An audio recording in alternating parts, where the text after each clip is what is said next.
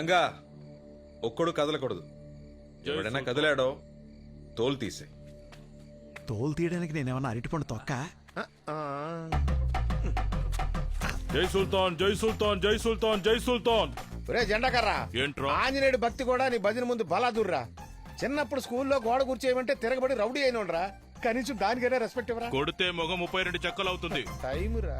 ఆ పిల్ల వల్ల మనకి కష్టాలు తప్పవు, వేరే దారే లేదు. మరో దారుంది. మీరందరూ ఒప్పుకుంటే తనతో నేను తలపడతాను. వాణ్ణి నేను ఓడిస్తాను. సుల్తాన్నే ఓడిస్తావా? ముందు నన్ను ఓడించరా.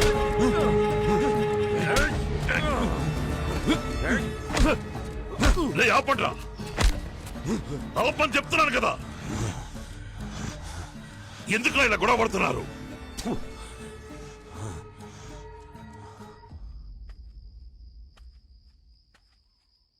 మీ మనసులో ఏముందో నాకు అర్థం కావట్లేదు. దేనికోసం ఇదంతా? మన వాళ్ళని కష్టపెడుతూ, ఈ ఊళ్ళో వాళ్ళని కష్టపెడుతూ దేనికి? ఆ అమ్మాయి కోసమా? మన కోసం, మనందరి కోసం మావయ్య. ఏంటి? నిన్నటి వరకు ఒక 6 నెలలు ఈ ఊళ్ళో ఉండి వెళ్ళిపోదామని అనుకున్నా. కానీ ఈరోజు వీళ్ళకి వ్యవసాయమే కరెక్ట్ అని అనిపిస్తుంది. ఇక్కడుంటే వీళ్ళు తప్పు చేయరు. వీళ్ళందరినీ రైతులుగా మార్చేయాలి మావయ్య. రైతులుగా మారుస్తావా? వీళ్ళనా? మూర్ఖులు బాబు. మీరు సముద్రానికి ఆనకట్ట కడుతున్నారు. అది జరగదు. వీళ్ళు మారరు. వదిలేయండి సుల్తాన్. జీవితంలో మంచి అంటే తెలియని వాడే మావయ్య. ఎలా పడితే అలా బతుకుతాడు. ఒక్కసారి మంచి ఏంటో తెలిస్తే వాడికి బతకటంలో రుచి తెలుస్తుంది. నాకు మీరు 6 నెలలు టైం ఇవ్వండి. వీళ్ళు మారకపోతే నా మనసు మార్చుకుని మళ్ళీ బాంబేకి వెళ్ళిపోతాను. దానికి వీళ్ళు ఒప్పుకుంటారా? వాళ్ళకి తెలియక్కర్లేదు మావయ్య. నేను ఆ అమ్మాయి కోసమే ఇక్కడ ఉన్నట్టు అనుకోని. ప్రాబ్లం అది కాదు మావయ్య. మరి మనం ఈ ఊళ్ళో ఉండాలంటే కత్తి పట్టక తప్పదు. వీళ్ళని మార్చాలంటే వీళ్ళు ఇంకెప్పుడు కత్తి పట్టకూడదు.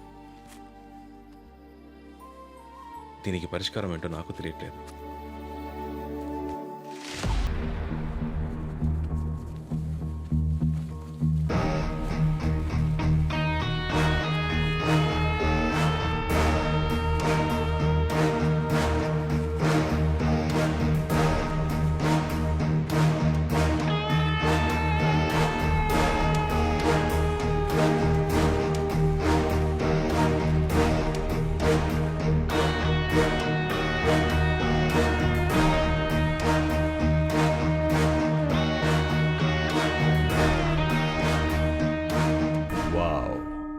రావణుడు, 100 తలల రావణుడు. జయేంద్ర చెప్పాడు. అప్పుడు నమ్మలేదు, ఇప్పుడు నమ్ముతున్నాను. నేను రావణుడినే, కానీ నాకు ఒకటే తల. But that's okay. డబ్బులిస్తే 100 ఏంటి, 1000 తలలు కూడా మనకి మొలుస్తాయి. So money matters. ఈ ఊరు నీకు ఏమిచ్చుంటుంది? దానికన్నా నేనెక్కువ ఇస్తాను. ఈ సెకండ్ నుంచి నువ్వు, నీ రౌడీలు నా కింద పనిచేయాలి. ఈ మట్టిలో ఓ చిన్న మొలక కూడా రాకూడదు. వీళ్ళు రౌడీలు కాదు, నా అన్నలు. సరే, నీకు ఏం కావాలన్నా నేనిస్తాను. ఈ భూమి, ఆ కొండ నాకు కావాలి. నువ్వు నా కింద పనిచేయి.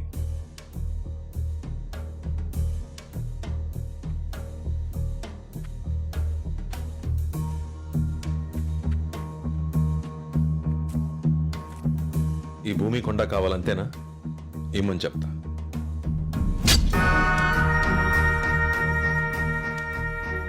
6 అడుగులు సరిపోతుందా? బలం ఉంది కదా అని శత్రువుల్ని పెంచుకోకు. ఇక నీ అన్నల తలకాయలని అప్పుడప్పుడు లెక్క పెడుతూ ఉండు. నెక్స్ట్ టైం నేను ఇలా ఓపికగా మాట్లాడు.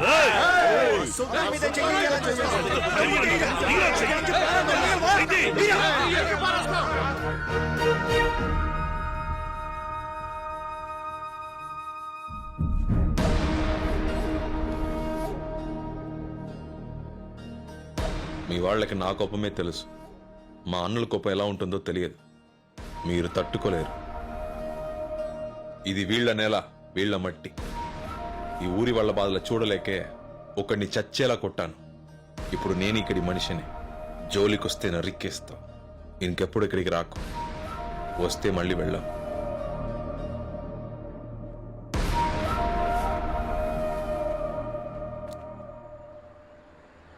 చాలా ఎక్కువ మాట్లాడాడు సార్.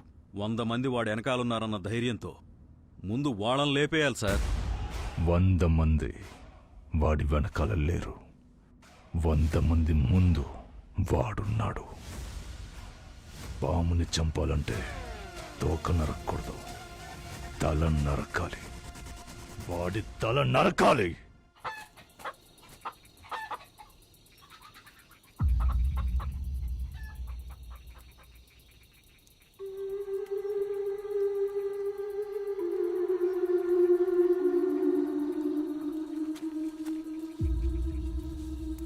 వీళ్ళు మనకన్నా పెద్ద గ్యాంగ్లో ఉన్నారు. చాలా జాగ్రత్తగా ఉండాలి. మనం దొరికేమో అయిపోతాం. మనకి కావాల్సింది అదిగో ఆ మంచం మీద పడుకున్నాడే, ఆడొక్కడి తలే.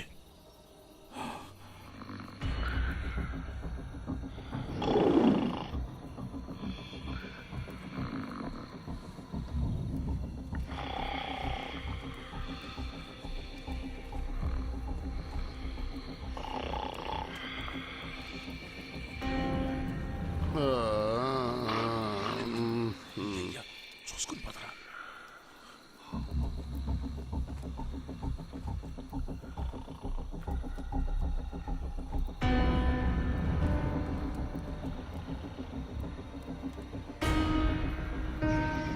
ఆగాగు, లేస్తే అరుస్తాడు. ఊరు మూసి పొడి చేద్దాం. అరవకుండా గొంతు నేను కోస్తా. నోరు నొక్కి పెట్టరా, ఏసేస్తా. రే, ఇవన్నీ ముందు ప్లాన్ చేసుకుంటారా?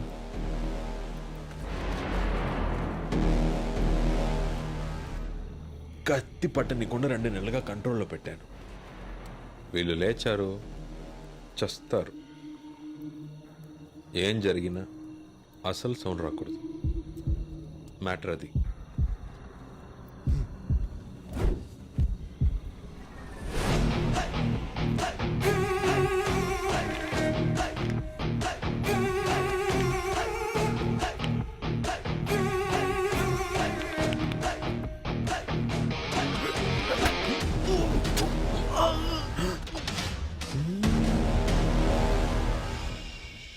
అరవద్దు.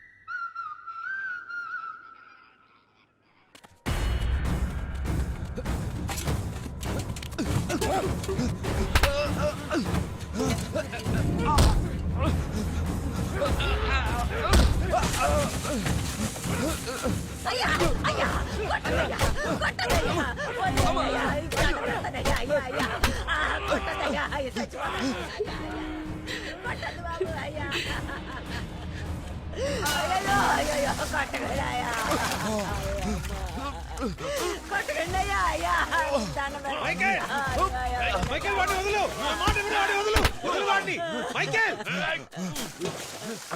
మైకేల్ వాడిని వదులు, వదలమని చెప్తుంటే మైకేల్ వదులు. ఎన్నిసార్లు చెప్పాలి నీకు? ఎంతమందిని చెబుతారయ్యా? ఎన్నిసార్లు చెప్పిన అర్థం కదా?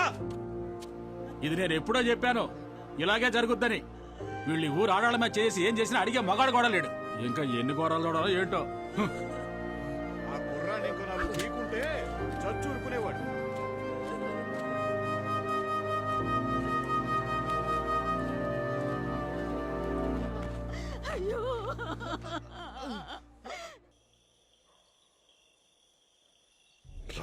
రౌడీలోను భయపడిన ఊరు ఇప్పుడిప్పుడే మారి కొంచెం మర్యాద ఇవ్వడం మొదలుపెట్టింది.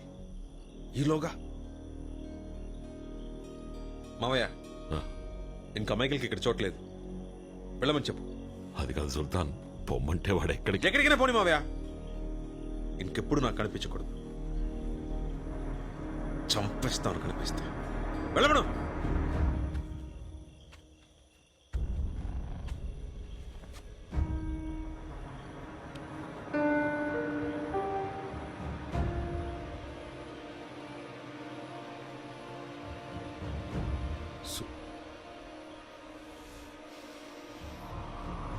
సుల్తాన్, మైకిల్ తరపున నేను క్షమాపణ అడుగుతున్నాను. మైకిల్ ఏ తప్పు చేసుంటాడో. ఆ కుర్రాన్ని కొట్టడానికి ఏదో కారణం ఉండుంటుంది. ఊరందరి ముందు గొడ్డుని బాదినట్టు చితక బాదావు. చాలు, వదిలే సుల్తాన్. నువ్వెందుకు ఆలోచిస్తున్నావే? వెళ్ళి చెప్పు.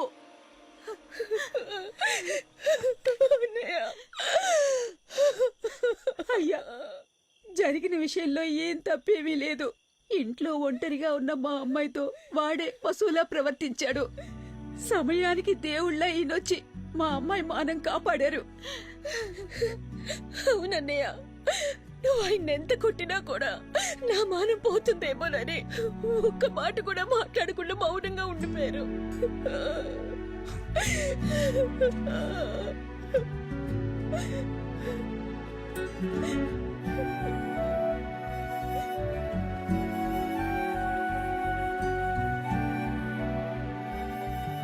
తొందరపడ్డాను. Sorry Michael.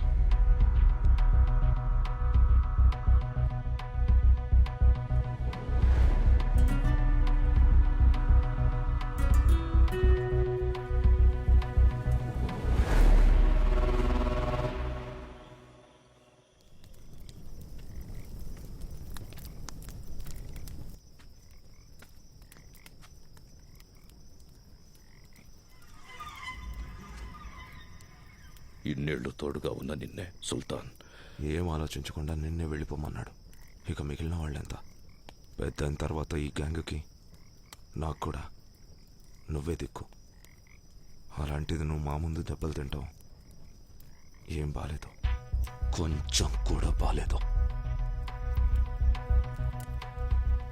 మైకేల్, ఒక గొర్రెల గుంపుకి సింహం నాయకుడిగా ఉండొచ్చు, కానీ సింహాల గుంపుకి గొర్రె నాయకుడిగా ఉండకూడదు మైకేల్.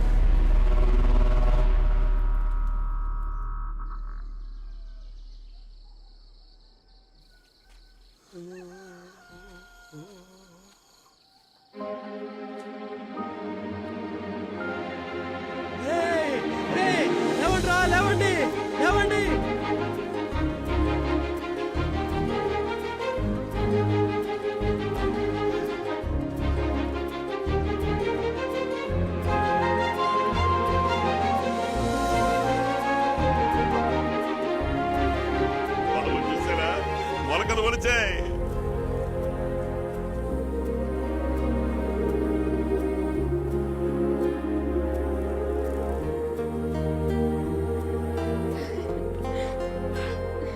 రే, పొలంలో మొలకలు భలే మొలిచాయిరా. మొలుస్తాయనుకోలేదురా. రౌడీలు కూడా కష్టపడ్డారా.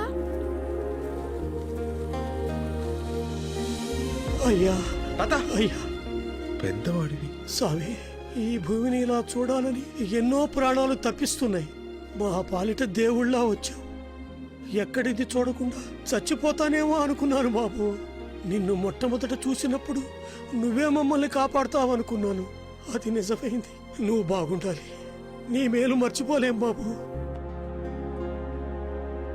పేరుడు ఎలా తీర్చుకోవాలో అర్థం కావాలి. ఊరుకో పెద్దాయనా, ఇది మన ఊరు.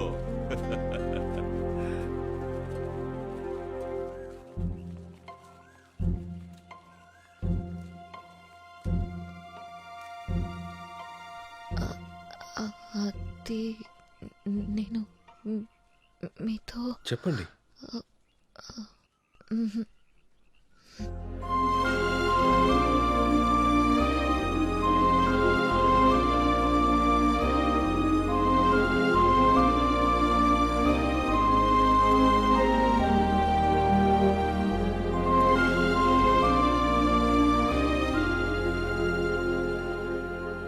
Cowards! Bloody traitors! This is a 10,000 crore project! Cancel చేయకుండా ఏం చేయమంటావు చెప్పు. వ్యవసాయ భూములు కాదని చెప్పాం, కానీ పండించారు. పచ్చటి పొలాలతో ఊరంతా కళకళలాడుతోంది. ఇప్పుడు గానీ మన మధ్యలో తలదూరిస్తే అయిపోతాం. కావాలంటే ఒక పని చేస్తా. ఇప్పటి వరకు ఎన్నోసార్లు ఇన్స్పెక్షన్ వాయిదా వేశాను. నీకోసం 10 రోజులు వాయిదా వేస్తాను. ఈలోపు ఆ ఊళ్ళో పంటలు పండవని ప్రూవ్ చేయి. ప్రాజెక్టు గురించి పై వాళ్ళతో నేను మాట్లాడతాను.